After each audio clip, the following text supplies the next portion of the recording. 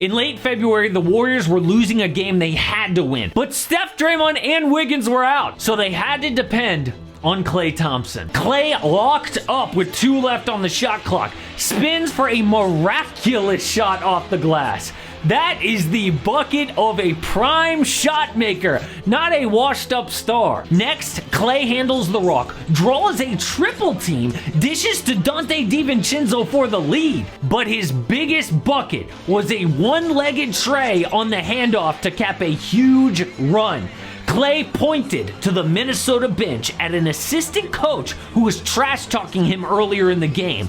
The NBA is learning. Whenever people have doubted Klay this year, he has made them pay. Before the season, 2K three-point shooter ratings came out. Klay was an 88. Pretty good for a normal shooter, but Steph is a 99. In a whole other universe, forget being a splash brother. Klay is barely a cousin. He was on the same level as Desmond Bane and Luke Kennard, barely better than Devin Booker and Tyrese Maxey. And it made sense. Klay started the season shooting 37% from deep, barely above league average. People were not afraid to doubt Klay in public, despite winning a championship. Because of age and injuries, he's not the same guy. Klay said it hurt to hear people say things like that, but he responded by flipping the switch after the new year. It starts with a 54-point game against Atlanta, but Klay had 2 games with 12 threes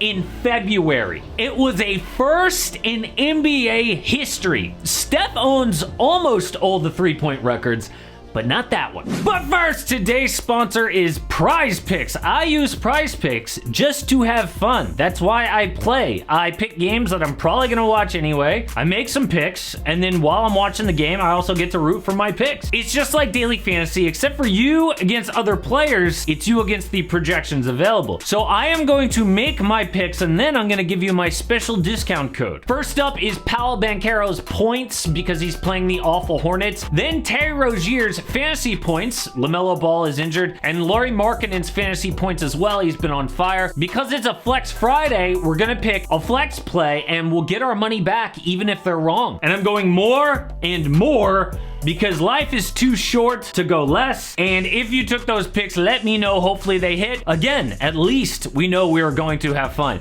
You can play Prize Picks in a lot of states like California, Florida, and Texas. If it's your first time signing up, use the discount code, the promo code AMHOOPS, and you'll get a 100% deposit match bonus up to $100. Everyone thought Klay would be like a John Wall or DeMarcus Cousins. Missed 2 years, never really returned, but Klay fooled everyone. But he is still doubted today for 2 reasons. The first is health. You miss 2 years with big injuries, you're gonna be doubted. But the second thing is dumb. He's still doubted despite winning a chip and balling out because of his personality. Klay is not considered a killer, even though he is. If LeBron had been out 2 years, but then won a chip and then was dominating, people would be going crazy saying how great he is. But Klay is constantly underrated. It's the reason he didn't make the NBA top 75 team. Dude is overlooked because he plays with Steph and he's kind of awkward. Tonight, that's helping you guys unlock the 3-ball. It's great on both sides. It's great. Both of them are great. You feel good? I feel pretty. You feel pretty. Yeah. That's what you said. Did he say feel pretty? Did you say pretty yes, on sir. TV? Yeah, he said he feel Not pretty. good, not amazing. You said pretty. In this 11-game win streak, you've also been really special. What's been working for you? But the only thing that actually matters are the results, and winning a 5th ring right now looks impossible. But that's exactly what they said last year before they did it. There is one stat that proves they still have a chance. Everything else is pretty bad. I mean, season started with Draymond punching Jordan Poole in the face. Then they lost back-to-back games to the Magic and Pistons. Remember that? They only have 7 road wins in 30 tries. Got so bad they traded James Wiseman. Oh, and they could have had Sadiq Bey, but they didn't want him. They got an injured Gary Payton instead. Why?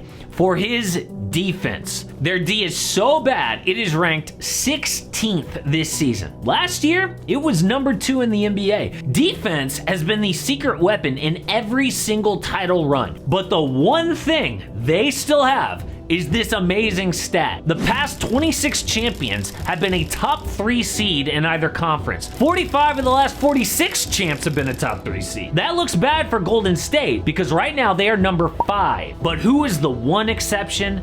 The 1995 Houston Rockets, who were defending champs. In fact, in the 76-year history of the NBA, the only 2 winners that were not a top 3 seed were defending champs. 95 Rockets, 69 Celtics. So even if the Warriors can't reach the top 3, they have the one thing you need to win it all: championship experience. They have the best starting 5 in the NBA. And that's not an opinion, it's a fact. If you look at the lineups, minimum 600 possessions, which filters out all the noise. The top 3 are the Celtics with Marcus Smart, Derek White, Brown, Tatum, and Horford. The Nuggets with Jamal Murray, KCP, Michael Porter, Aaron Gordon, and Jokic. And the Warriors with Steph, Klay, Wiggins, Draymond, and Looney. And not only are they number 1, they are best by a mile. Look at the point differential, plus 22. No one else can touch that. So we know for sure they have a chance, even though this year has been pretty rough. But if the Warriors do win the title, 2 things need to happen.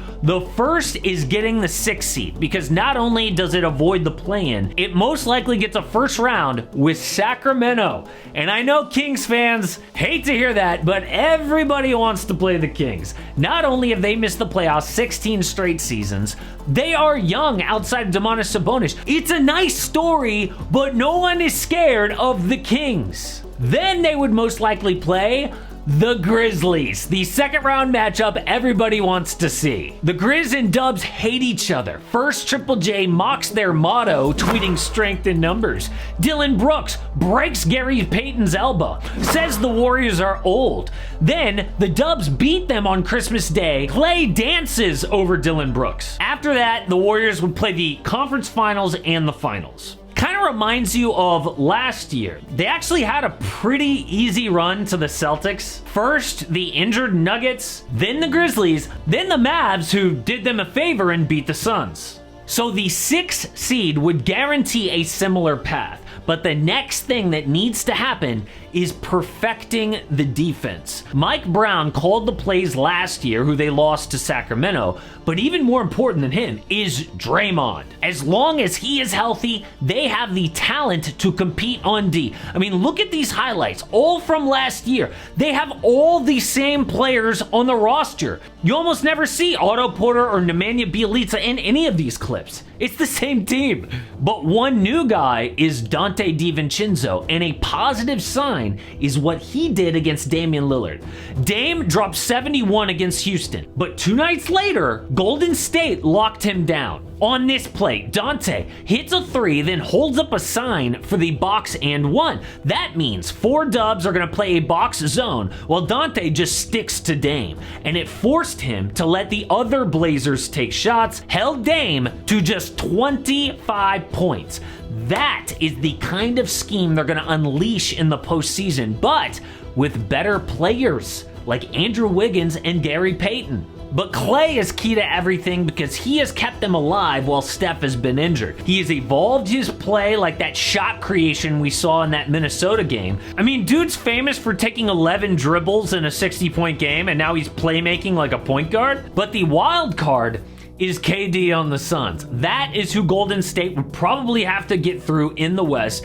But we thought Dallas might be an issue too. Turns out, since Kyrie has gotten there, it has been rough. Now people are wondering, what's up with Luka? Dude looks more out of shape than ever, and it could lead to Kyrie going to the Lakers. Check it out.